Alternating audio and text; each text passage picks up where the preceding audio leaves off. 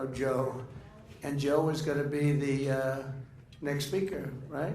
He was going to be the next speaker. It wasn't going to be Nancy Pelosi, who was probably one of the most dishonest people. She became a rich person. She never was anything. She was a politician, and she's worth now $100 million, $125 million. How about the one where she sold her stock a couple of months ago in a company that announced everything? She had the company for years, and then she sold the stock, and the following day they announced it. That company's under major investigation, and the stock crashed. Nothing happens. Nothing happens. They're crooks. So she was running AOC. I say AOC +3, but she was running, and I watched her run. And I said, oh, she's pretty good. She's got a spark. And I called Joe, who I don't know too much. I said, are you running against her? Yeah. But are you not debating her? No, she's got no chance. And he's been in there for like 25, 26 years. Unlike Tim Scott, who absolutely destroys his opponents all the time. You really do, too. By the way, he was the greatest surrogate. He was our greatest surrogate. I'd say Tim, he was brutal. He was very nice. You know, when he ran, he was nice. For himself, he was nice. He was such a gentleman. But unfortunately, that doesn't get elected all the time. And I said, how do you think Tim would be as a surrogate? And I watched him the first time, and he destroyed everybody. And then he went again, and he said to me, and I thought it was beautiful, actually, because it's like the opposite of me. He said, I've never been able to speak well about myself because I don't like bragging. And I said, isn't that nice? Isn't it nice that somebody's like that? And it's true. He was always a great campaigner, but it was a good campaign. But it wasn't a vicious, violent campaign, right? But for me, he was vicious and violent. You just destroy people. So I want to thank you. I just see you sitting with your new beautiful wife, and I just want to thank you. He's a great guy. Everybody in this room, as far as I'm concerned, look at Mark Wayne back there. Don't fight him. Just don't fight him. He almost got into a fight with a tough cookie. I know that tough cookie, right? Head of the Teamsters. He's a fantastic guy, Sean. Well, he almost got, but he could have been in trouble with this one, though. Sean's pretty tough, but he would have been in trouble. But I see everybody in this room, and I mean, there's nobody. And if I didn't like somebody, I would tell you. I like him. I really would. I really would. You know what I like about Chuck Grassley? He made Comey choke because he got this voice, and he wasn't meaning, but he said, "Did you lie?" And Comey was like. It was unbelievable, remember? And he said, yes. I said, he just admitted he lied. And he just said it like he's just got this way about him. You made him choke. That was good. He deserved to choke, too. But everybody in this room it's been really amazing. It's been amazing. The relationships have been good.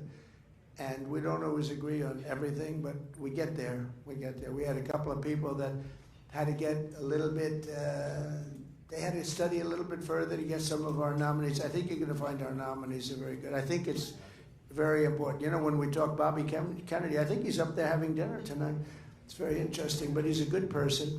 And he's not a radical. He said, you know, I'm getting sort of this reputation of being anti-vaccine and everything else. He said, I'm not anti, and I understand through the campaign that his kids had vaccines and all. He said, you know, I grew up in a slightly political family. Would you say that was the Kennedy? He said, I grew up in a political family. I mean, I'm not a crazy person. I'm very moderate in a certain way. And I never forgot that, and I think it's true. But I think we need somebody like this, and Dr. Oz working with him, because if you look at autism and you go back 20 years, I think it was like 1 in 10,000 children. But actually, I think the number is even higher than that. 1 in 10,000, 1 in 20,000 children had autism. And now it's 1 in 34. What's that all about? 1 in 34.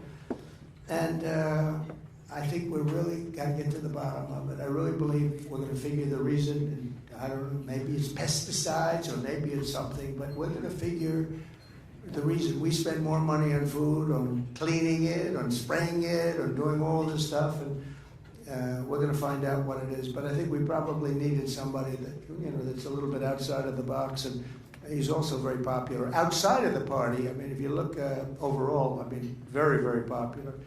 and people gave him great support. But I just appreciate the people that got there, and it showed great unity. And if you didn't get there, the press, these same people that have the cameras rolling, they'd be saying, Trump has lost total control of the party. Now I have somebody who's, I think, fantastic, Elon. And Elon was a recluse. You know, he was a very reclusive person, but I know him. He's a brilliant guy. But he was reclusive, and I think we got him to be very unreclusive, right? I said, man, has he changed with the hat on? Did you see the hat yesterday? But he's a great guy, and he loves the country, and he's wanted to do this for a long time. If he could have done it himself, he would have done it himself. And, you know, he went into this group of people, and you see what they've been spending money on. The horrible USAID, the horrible things that they're spending money on. It's got to be kickbacks. You know, they send the money to the guy, he takes the money, and he sends them back. Most of the money, he keeps some for himself. In my opinion, I think that's because you can't send the money to these groups of people. It's a terrible thing, and I think it's like that in others too.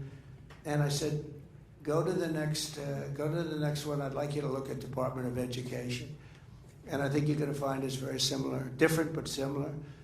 And go into the military, go into everything. I mean, I want you to go into everything. But I said to the congressman yesterday that, why don't we balance the budget? Why don't we balance the budget? Why should we wait 10 or 15 or 20 years to balance it? You know, they were talking about little cuts. We can have big cuts that don't affect anybody, waste, fraud, and abuse.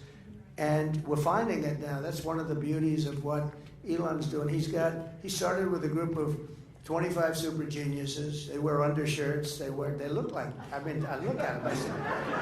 But then I realized he's got 182 IQ. That's what we need. And they go in, and they'll ask people that aren't nearly as smart as them, why is it that you made this ridiculous paper? Why is it? And the guy gets all tongue-tied. He can't talk because he's against somebody that's much smarter. And it's amazing, actually, what they've exposed.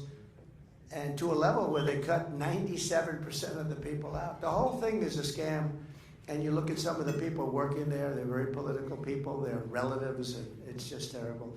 But you're going to find that elsewhere. And then I think we're going to see something tremendous with respect to the tariffs, because, you know, other countries tariff us, so we don't tariff them. And with Lindsay, I don't know if you remember the conversation, Lindsay, but I had a conversation with Lindsay, who's so talented on so many things, but I would say finance, he's less interested. No, he's very, look, he gets it, but he's less interested. And I said to him, you know, certain countries, they charge us a tariff, and I want to charge them the same thing, and I like that, and I want to charge them the same thing. I said, okay, so let's get this straight. They charge us like 100%, we charge them nothing. I said, that's right. He said, so you want to charge them 100%? I said, I want to charge them whatever. If it's 80% or if it's 25%, I want to. Lindsay looked at me and goes, you got my vote. And it was very simple. And he's a great guy, and he's running for office, and I'm going to endorse him, and he's going to do very well. I think he's going to do very well. Well, we're batting. I think we're 299-0 in the Republican. But you know what? We're 355. Brian Jack, where's the great Brian Jack? 355 out of 355 general elections. We won, I think, 234. That's not bad either. But with the Republicans, it's been almost flawless. So I think, let's not congratulate Lindsay yet. But I think you're in good shape, okay? He's been a fantastic, in my opinion, a fantastic senator, and he's a nice guy. He's a little more left than I am, a little more left than you are, but he is a great guy, and he's going to have no problem. So I appreciate all of the unity. I appreciate this tremendous support. There's Doug Burgum as an example. What a great, he was fantastic. And Catherine, thank you, Catherine. And he was a big part of today's event because he and Chris Wright, you know, Chris Wright, I don't know if Chris is here, but Chris Wright is the #1 guy in the world in oil and gas. And I'll never forget, I had a meeting here with a lot of the oil companies and Doug and senators, a lot of people. And I said, Doug, I really want you to be Department of Energy. And he looked, he said, look, there's a man in this room right now who's so much better than me. He's the most talented oil guy in the whole country. I said, who the hell is that? Because he's done, he made a lot of money with the internet stuff and, different things, not oil.